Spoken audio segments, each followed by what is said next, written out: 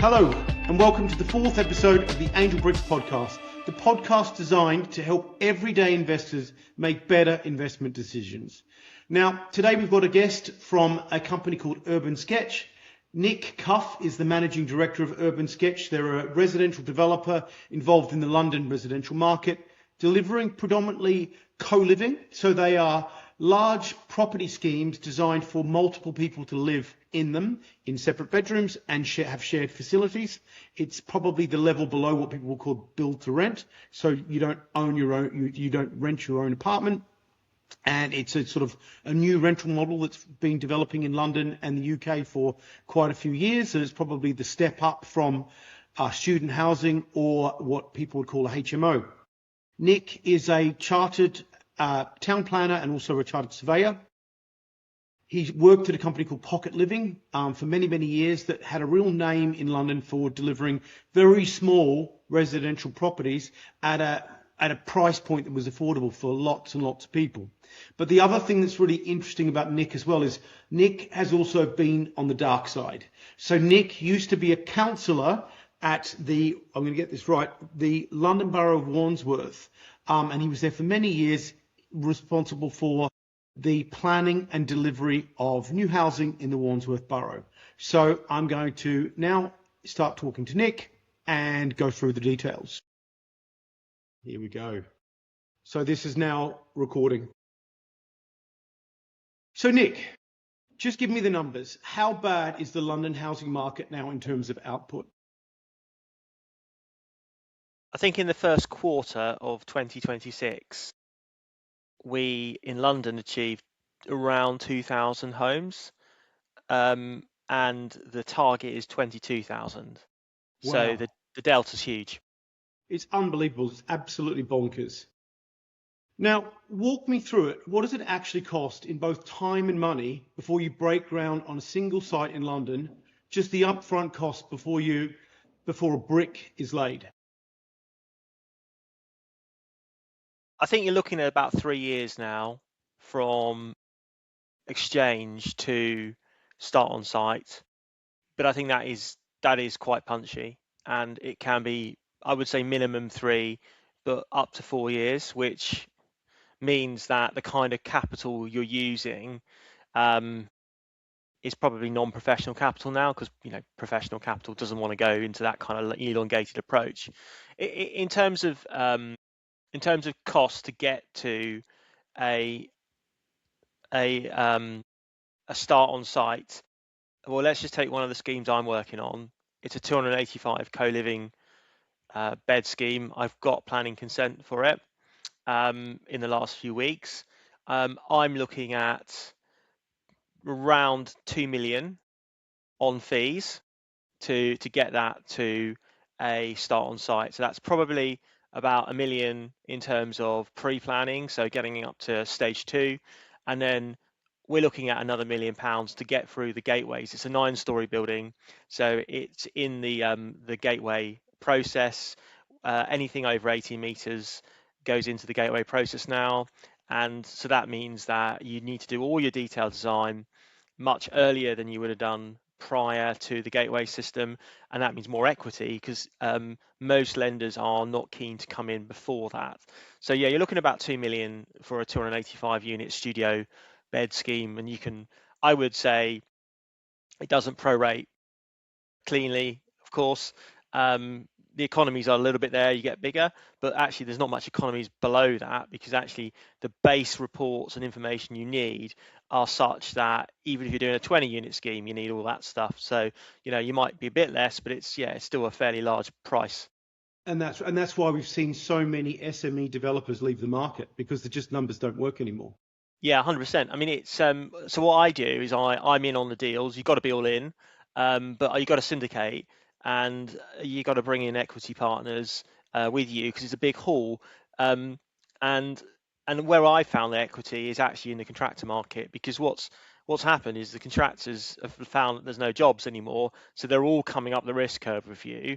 So as long as you can structure the deal, but you're all kind of incentivized to structure the right deal, because ultimately you still need more equity.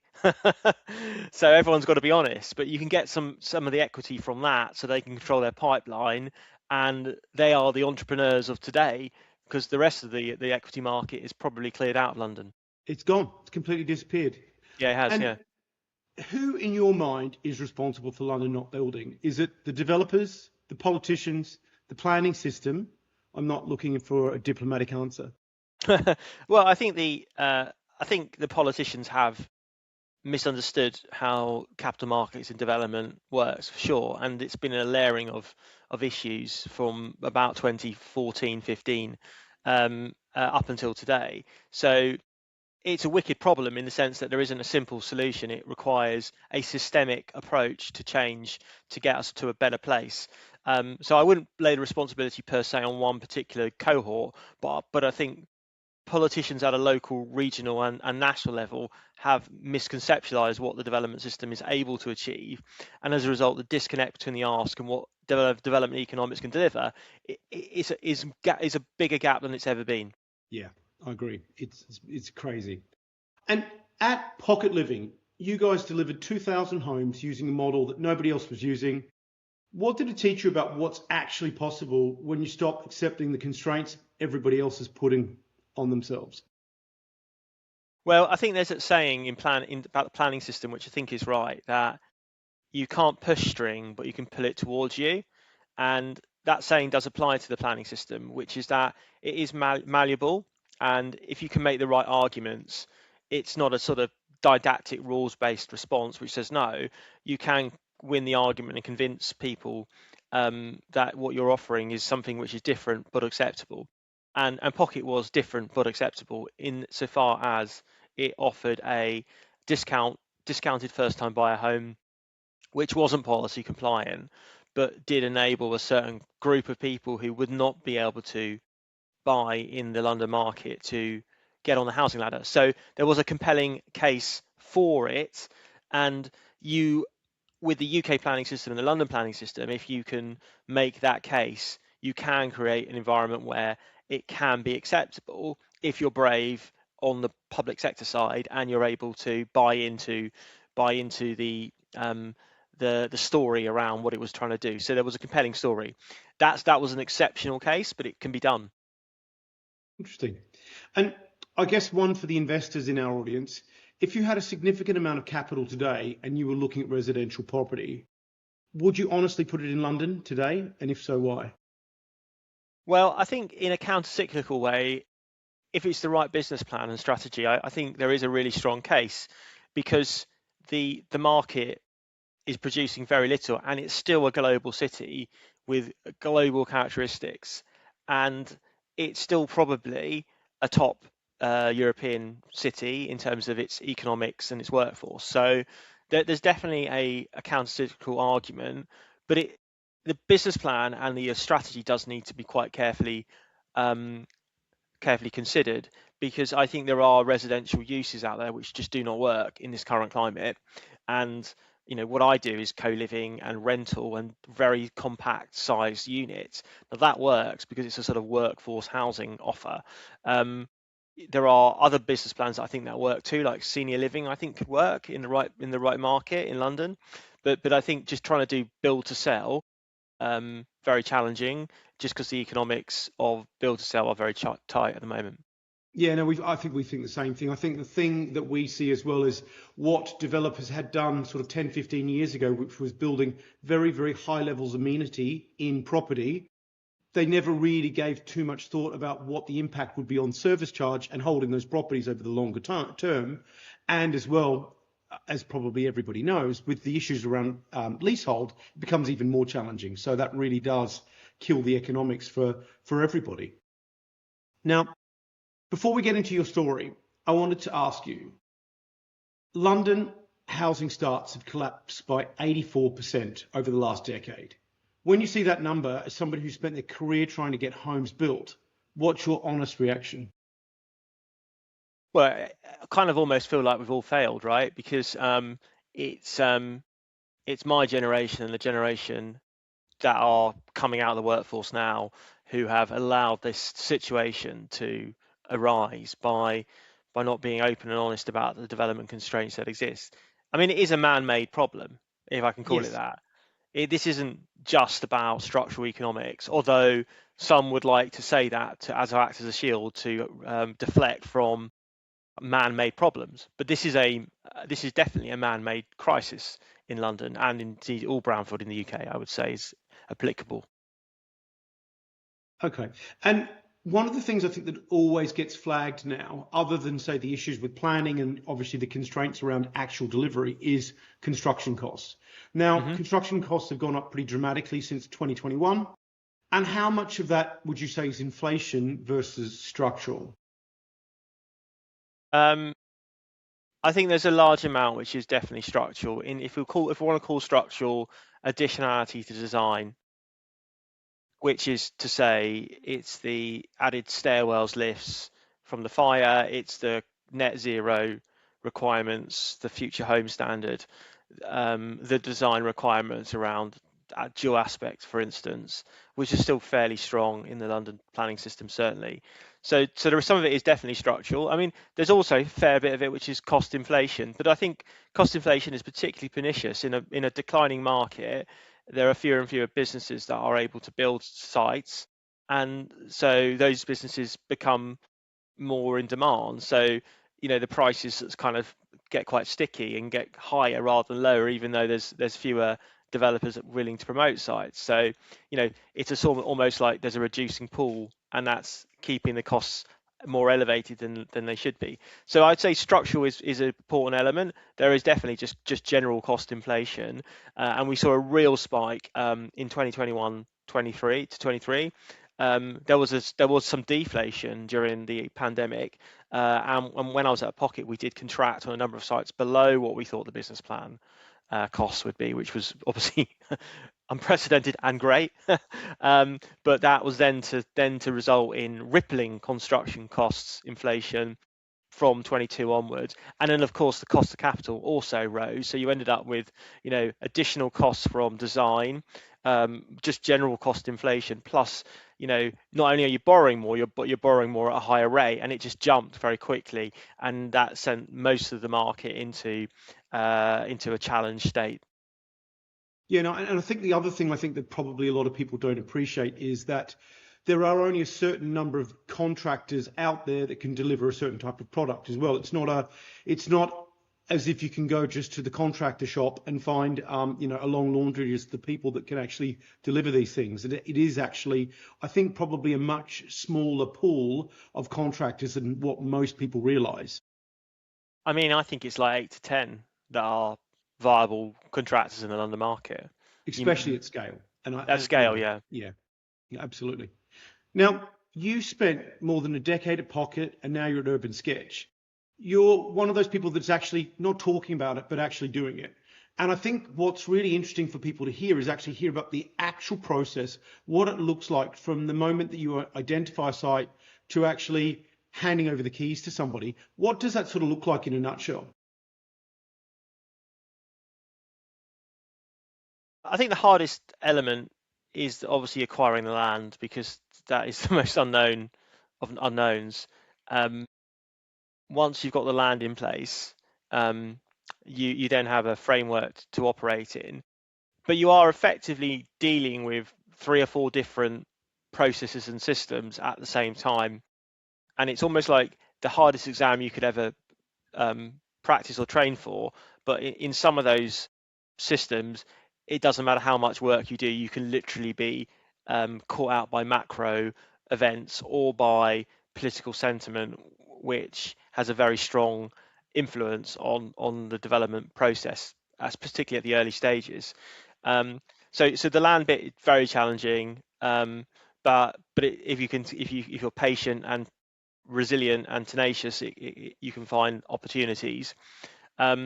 The planning system is a completely different process again, and trying to interplay the two is always a real challenge, and making sure that the land economics aligns with planning is obviously critical, but then you need to also manage the public process. And one of the things that's probably got harder in the last few years is that we've seen a probably decline in pro-development YIMBY style politicians, and we've seen an increase in politicians in a London level who are unable to converse with the complexity of the development process, but also are aware that the planning process is a vote loser if they're supportive. And so they sort of tend to go with the currency of, well, it's easy to turn things down, let's turn things down. So finding kind of, pro-development politicians has become more challenging, I would say.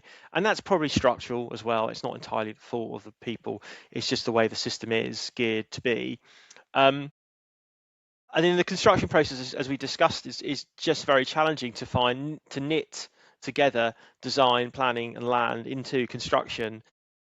Then you add in the gateways that have come in on the fire safety, which is in itself it's a new process. There's more gateways than I care to count. I think we've only just started to see the first Gateway 3 consents coming through. There was one in Brent the other day, which I think was a Regal Arada scheme. But so there's just a lot of regulation, and it requires, I suppose, in some ways, it requires the last art of the generalist. It's the last art of the generalist in the sense that there are a mix of disciplines, and you need to be a generalist on about 4 or 5 different levels, but also a specialist in 2 or 3 of them as well. And so an interplay, which is fun and interesting, that's one of the good things about it. It's really fun to be able to engage in all these different areas. But it also means that it becomes very difficult to see how you can scale development in this kind of context. So it works for me because I'm a mixed disciplinary beast, and my team are all mixed disciplinary, and we're small and we're beautifully formed, and we have very low overheads. You can make that work. Yeah. I think you can make it work if you're really, really big. Tough, but you can make it work. If you're Barrett's or Taylor Wimpey, you've got the economies and you can bring the people in. But here's the thing. I think with all of that complexity I've just outlined and all the different systemic processes, I think if you're anything from small to medium to large, I think you're walking in the desert and you're a long way from the oasis. And it's tough.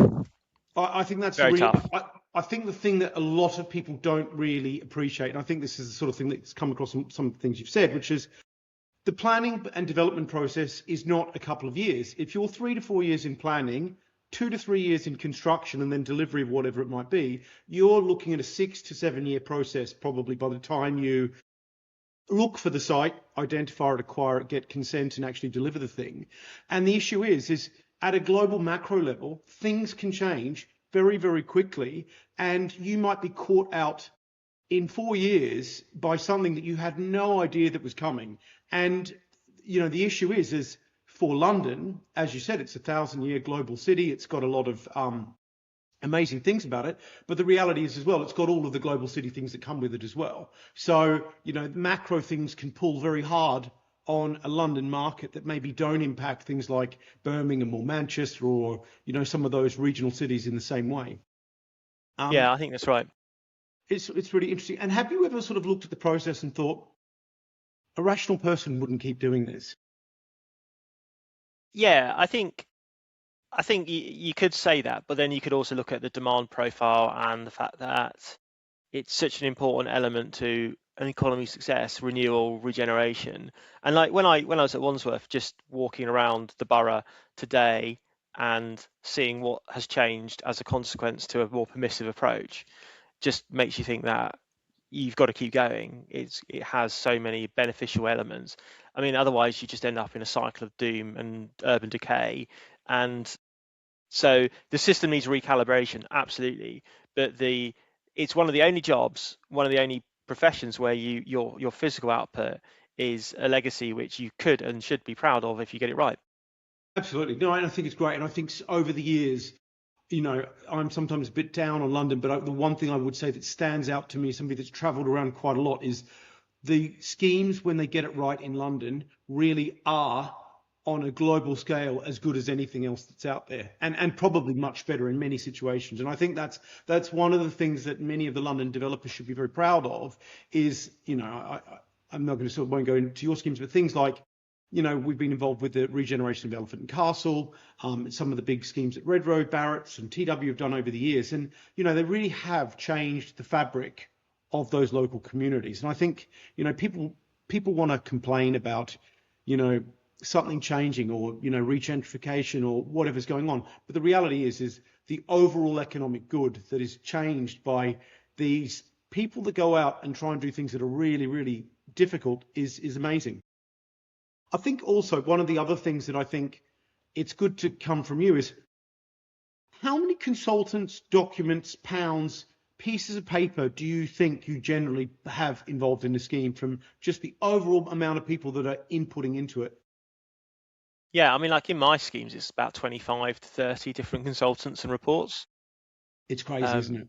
and as I say, I mean, we did our site in co-living building 285 units.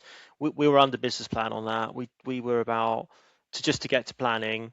We were about just under 1 million to do that. Wow. So yeah, I did. I read every report. It was yeah, pretty dry stuff. I don't know whether they Absolutely. get read. I don't know who reads them. I mean, it's yeah. Somebody, It's, I suspect it's probably AI. AI does the well, summary. it really should be, because Yeah. I mean, how are you going to resource the system without it? If you want to get quicker results, it really should be. Yeah. Absolutely. And one of the other things that you sort of mentioned as well is the building safety regulator. I think at one Mm. point they were rejecting about 2/3 of applications. Have you found that that process is improving, or is it still pretty difficult? Look, I think anecdotally it's definitely improving. We haven't started it. We're about to start the process in the next few months, so we will be going through it for the first time. Um, so we're not kind of veterans, although there aren't many veterans, to be fair, either. I mean, so yeah, it's getting quicker. But I go back to the earlier point I made, is that the requirement to put more equity in much earlier in the Yeah. development process is prohibitive to SMEs and anyone outside the sort of 10, 12 big house builders. And so consequently, you can make the system quicker, but you still got to front load more fees, which means that we're going to have fewer potential development actors in the system. So I do think that at some stage in the next few years, when political bravery returns to the UK, which won't happen for a little while, clearly, um, we are going to have to rethink what we've created, because it doesn't enable high density development at scale to be brought forward in any meaningful material sense. So look at London, 88,000 homes. We might do on a really good year, I would say 7,000 at the moment, given all the constraints. Even if we get rid of a load of those constraints, the building safety structure we've got is just not going to get you to the meaningful numbers that London Plan says. It's too much equity. Yeah, and I think I think the other thing that people don't really appreciate as well is it's the scale of the developers and the volume of what's being delivered, but it's then also, if there isn't enough scale in the system, certainly for somebody like me working at Colliers previously, we were a big global international business. From our perspective, if London's only delivering 6 to 10,000 apartments and we need to sell our sort of share of the market, it's not a big enough market to actually focus on. And I think that's the thing that becomes quite worrying for the London market generally, is it's not just the developers per se, it's the land agents, the sales agents, the marketing people, all those sorts of people that sort of sit around, the market as a whole. Those skills are eroded. And, as sort of somebody like me moving to Abu Dhabi, there's more and more people that are here. All of the people I come across every day are from Redrow, Barrett, Berkeley, Taylor Wimpey, obviously. And the reality is it's not being able to keep those people is going to become a bigger and bigger issue, I think, because it's that knowledge that gets lost from within the system. Yeah, I think there's an element of economic scarring which I'm constantly trying to raise in my blog, Prop Views. And what actually prompted me to write Why London Stopped Building, which was one of my blogs that went really quite well viral wise, Yeah. and had a few thousand people read it, was going into administration of a furniture company that I dealt with, who used to do the build to rent buildings across London and regionally.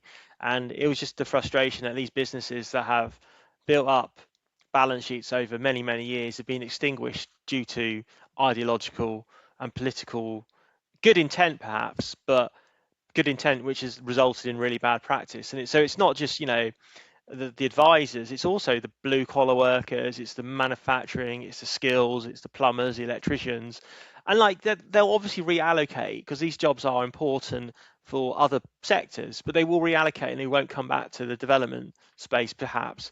And so that kind of level of scarring is going to take some time to recover from. And we're not talking 2 or 3 years, it's going to take 5, 10 years to get capacity back into the sector, because businesses and balance sheets take time to recover. Relationships take time to grow and build. It's just the ecosystem. It requires confidence, patience, capital. It requires good analysis. It requires good people.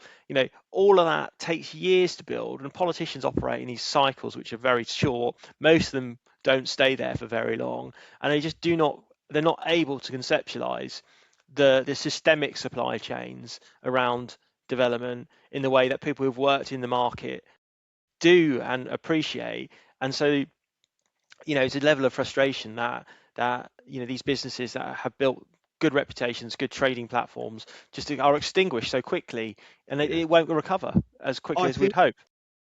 I think that is really an important thing, because I think at a political level, I think there's this belief that there's a switch that can be flicked, and at some point they get their ducks in a row with respect to planning, building safety regulation, and whatever else is required at that sort of delivery level, and that therefore the market will immediately respond and provide all the services to the industry that it requires. The reality is like you say, it's not an instant switch. It's going to take years, if not sort of a decade, for that to recover. Yeah, and so we just have to be patient. And I think a more simple, certain, rules-based process now is the only way we're going to get back to the kind of level we were getting to in the sort of 2015 to 2019 period of housing output, where there was a bit of a better time, definitely. But if you talk to City Hall, they think that was a terrible time. Yeah, I get that as well. So it's funny because obviously my interaction with the market's always been based in Asia, really, and selling a lot of UK property to Asian investors. And we worked for obviously most of the major house builders, and obviously we're one of the biggest agents. But the reality is people sort of see that as being a bad thing. But the way that we sort of explain it is, look, if we weren't there, most of those developers wouldn't exist today because they couldn't sell anything. And I think having everybody in the ecosystem understand the roles that different people play is really, really crucial. Which kind of brings me on to my next question, which is you've sat on both sides of the table. You've been a developer trying to get permission, and also a cabinet member in Wandsworth actually making planning decisions, you were involved in the Nine Elms and Battersea redevelopments. What does the decision process actually look like from a councillor's chair?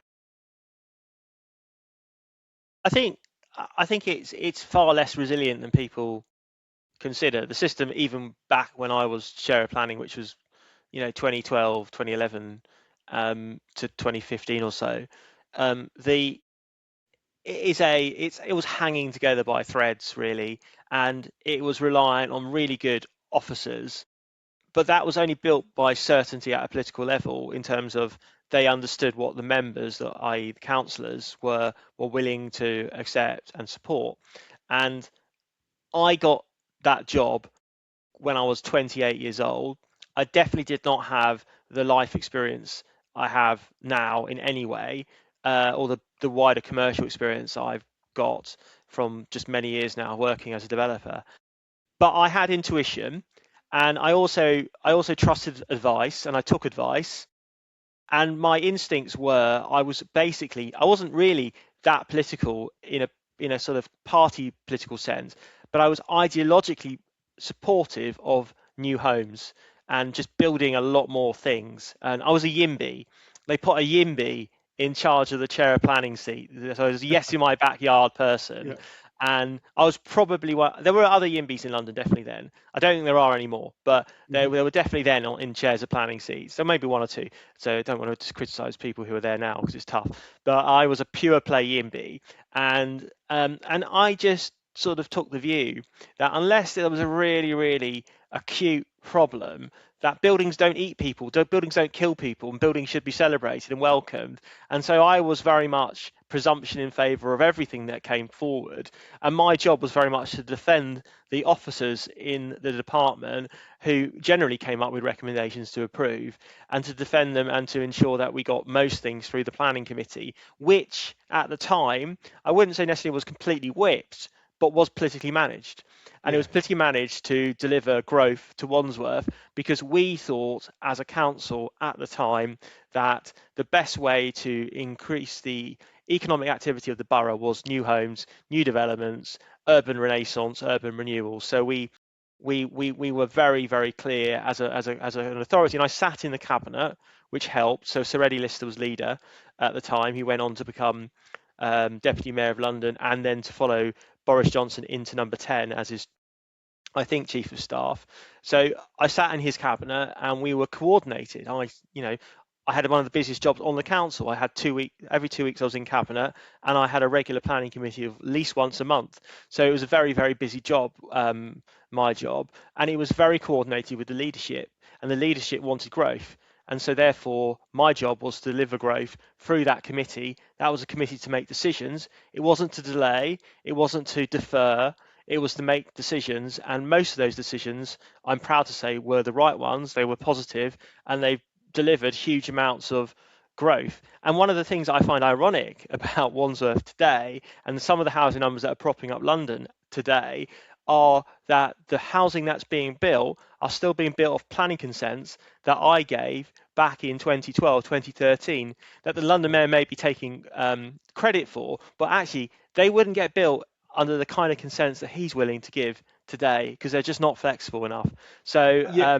that's one of the key things that I find that's quite interesting about where we are in this world today. Prehistoric consents are more viable than the fresh new ones. That's quite interesting. So do you think that the planning system's been designed to become obstructive, or it's just something that's happened through accumulation?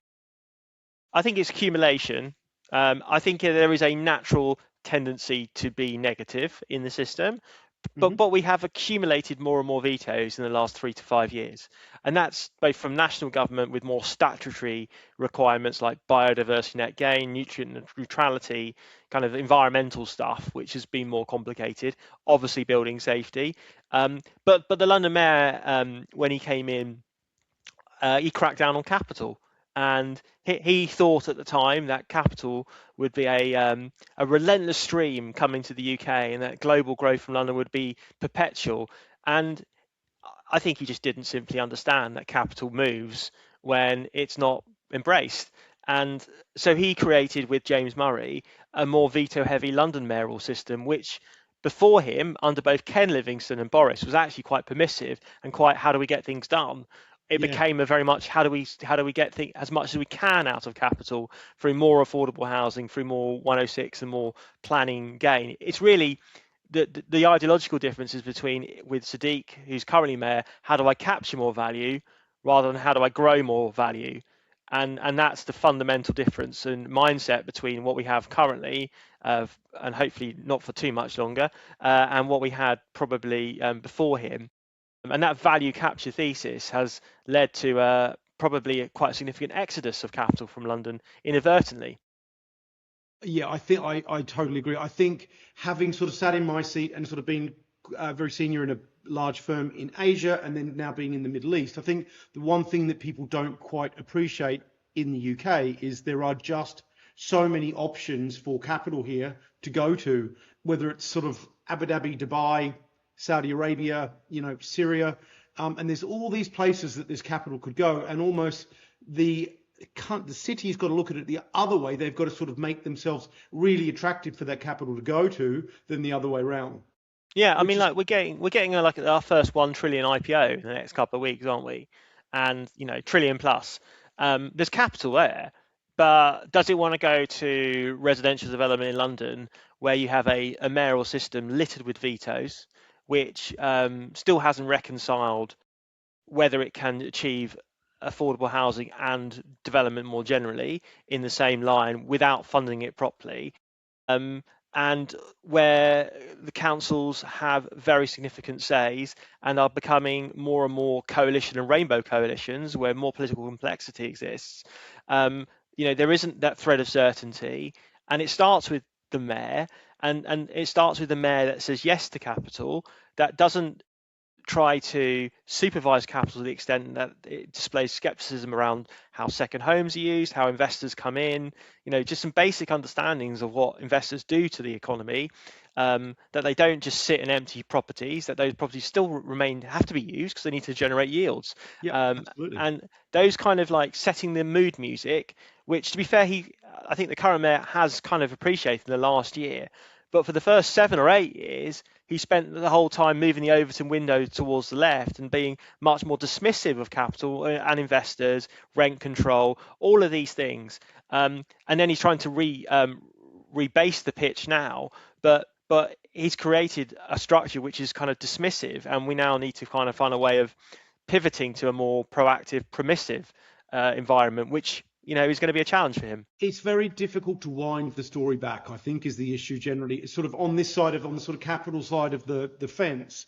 The one thing I would sort of say is that when you create a system that is almost trying to push the money away, it's then very, very difficult to get it back. But the reality is there's oodles of money sort of floating around. There really is. What it just needs is to see some positive signs to say, actually, there's an opportunity here. We want to do it. I mean, I'll give you the example of the London emergency measures, which is this new approach where you need to offer 20% affordable housing. So Sadiq and City Hall, working with government, to be fair, have enabled this new route, and it's welcome. It's the first recognition that land value capture and the rigidity of the land value capture approach that the mayor has taken is not working. No. So that is great.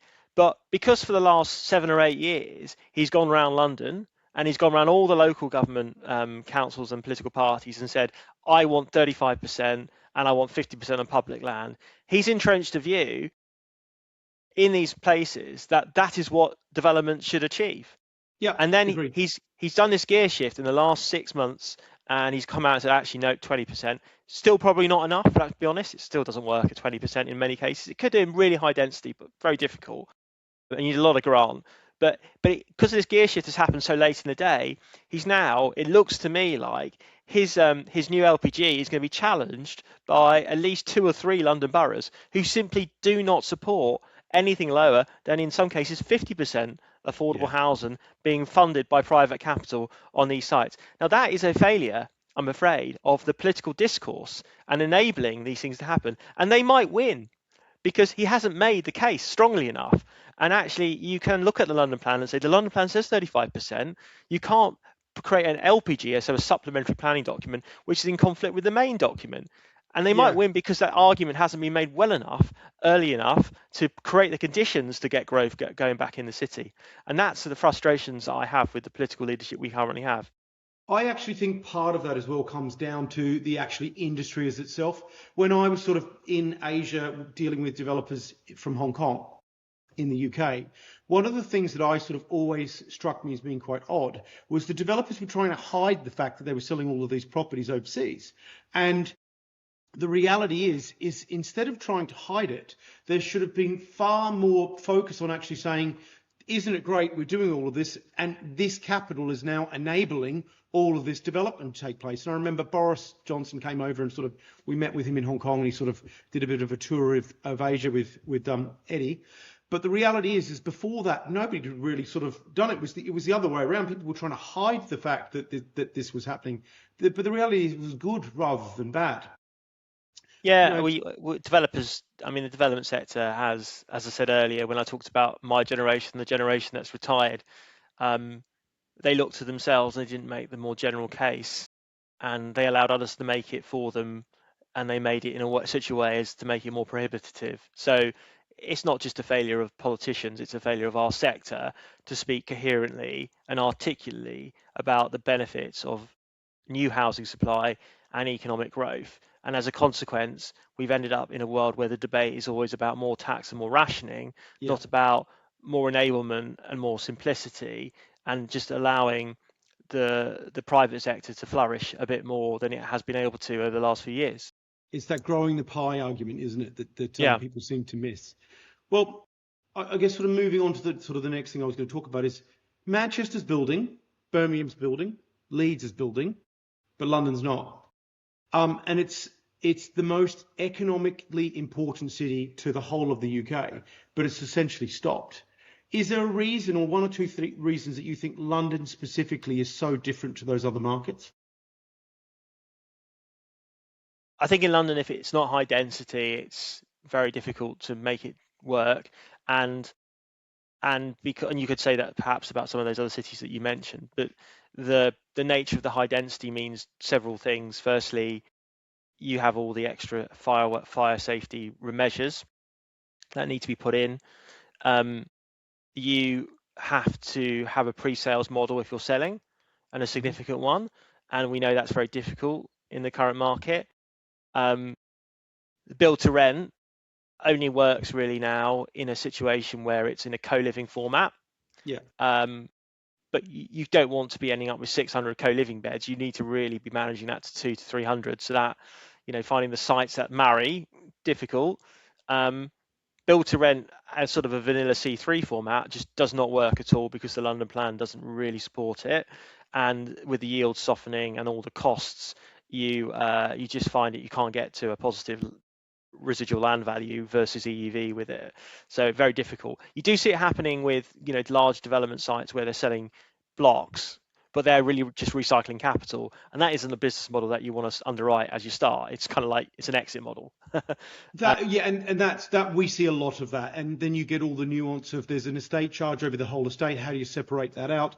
And then you've got various different leasehold, freehold interests floating around, and those sorts of things from a purely BTR perspective do make that really challenging. And as a consequence, you find that I think if you were a sort of a BTR fund looking for a site in London at the moment, you'd be hard pressed to find many, which is not great for the UK as a whole. Yeah, you've got some co-living and you've got some student, but you don't really have the kind of more general rentalized formats that work now.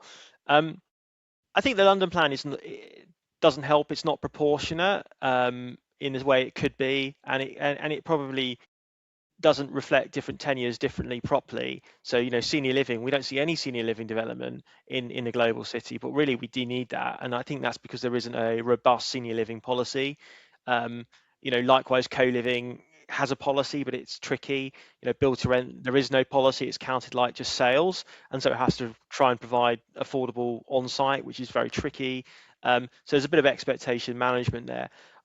I think the other big challenge has been the misinterpretation of the Parkhurst legal case back in 2017-16, which effectively brought in price controls on land.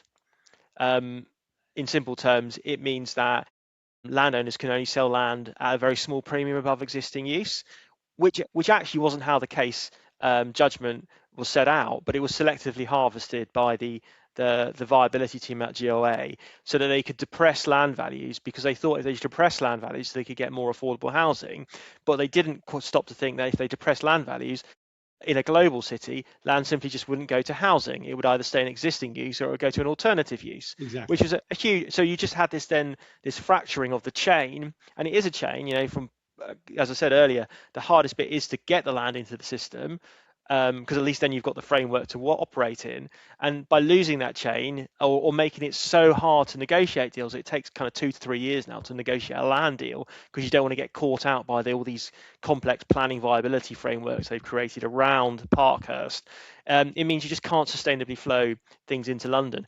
In other cities in the UK, the Parkhurst era hasn't been quite as selectively harvested into the planning framework. So in Manchester, Birmingham, and Leeds, whilst the values are much, much lower, you don't have that level of price control imputation in the system, which means land can flow into development in a much more sort of sustainable and scalable way.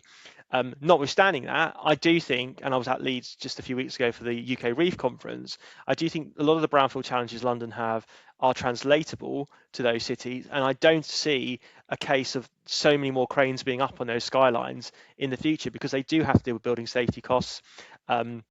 They do obviously have to deal with elevated costs of capital, and if they're not building very small units like PBSA, then I just don't see a world where, yes, the construction might be a bit cheaper, but it's still going to be expensive, relatively speaking, and the values are much, much lower. So I just don't see. I don't think the scale is going to stay in those cities either. They're going to catch up with where London's got to, unfortunately.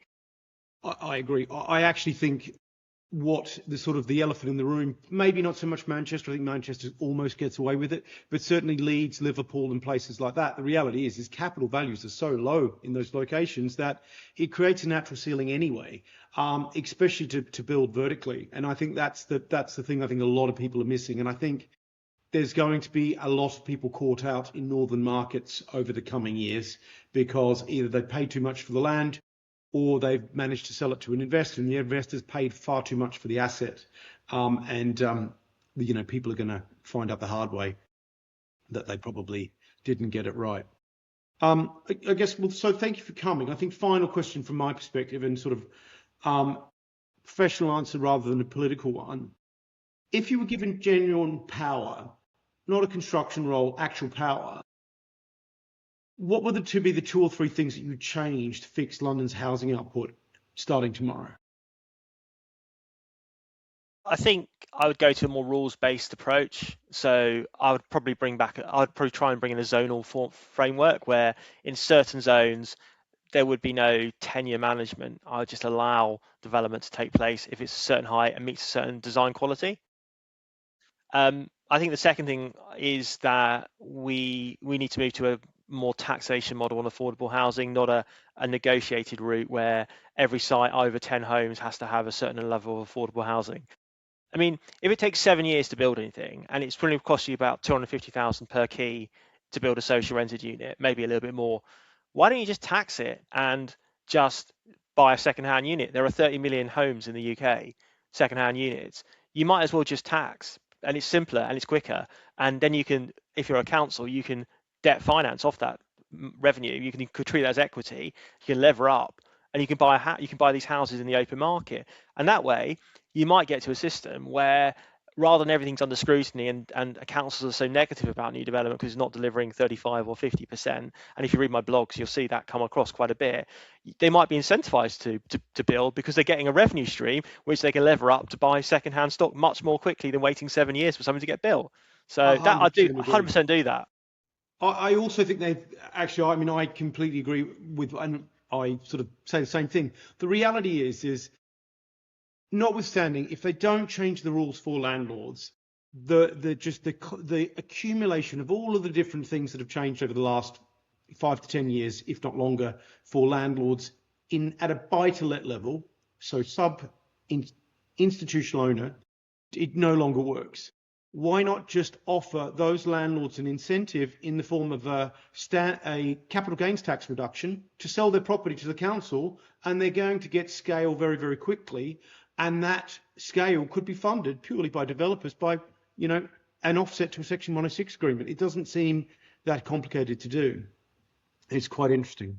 And one of the other things that we've sort of talked about as well is we have a bit of a bugbear with social housing because I personally think they're putting people into long-term rental scenarios where they've got no equity in the housing actually creates more problems for the future than most people recognize, right? It's an instant solution to a problem, but it creates a much bigger problem down the road.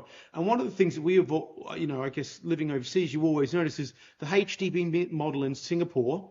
Okay, it can't be directly replicable because Singapore runs at a budget surplus, and it's not the same market, but it would be not easy, but a solution could be provided to provide long-term, cheaper at-cost housing that could be provided to people in that situation where there's a restrictive covenant on title that just says, look, you can't rent it in the private market, and if you sell it in the future, it's got to be sold with the same proportional discount. Something like that is a much cleaner solution to the thing that sort of seems to be dragging its heels is that sort of Section 106, the viability, the whole process of what can you get consent for is the bit that sort of is it's the gum that's sort of slowing it all down from my perspective, especially from somebody that's sort of on the capital side. That's the bit that I think is really interesting. But I think the UK debate on social housing and affordable housing is extremely ideological and not very interfaced with data or indeed what capital might be able to achieve. And so as a consequence, it tends to be quite limited, and and not very transparent. And No, I think there is a need to surface these issues in a more structured and rational way, because social housing is important and we need a backbone of it, of course, but perhaps we need also a more flexible tenure that sits alongside it, which is able to deal with people as they change their lives. Because what you don't want is a situation where, and it's generational social housing, let's not forget, where it just passes down through generations, and it gives off almost no incentive for people to try and prosper and improve their livelihoods, because they have the security, which is important and needed. We need that security. Housing security is not going to argue with it, but we also need to make sure that people don't become trapped in social housing. And to the extent that that balance is there at the moment, I think it does need a bit of debate. Where is the balance and what is the inflection point? Because it feels at the moment it's very much offers security, but it also offers perhaps limited incentive to like prosper within it, perhaps. absolutely. I mean, my biggest argument to that would be somebody that goes into social housing and say, like you say, it's generational.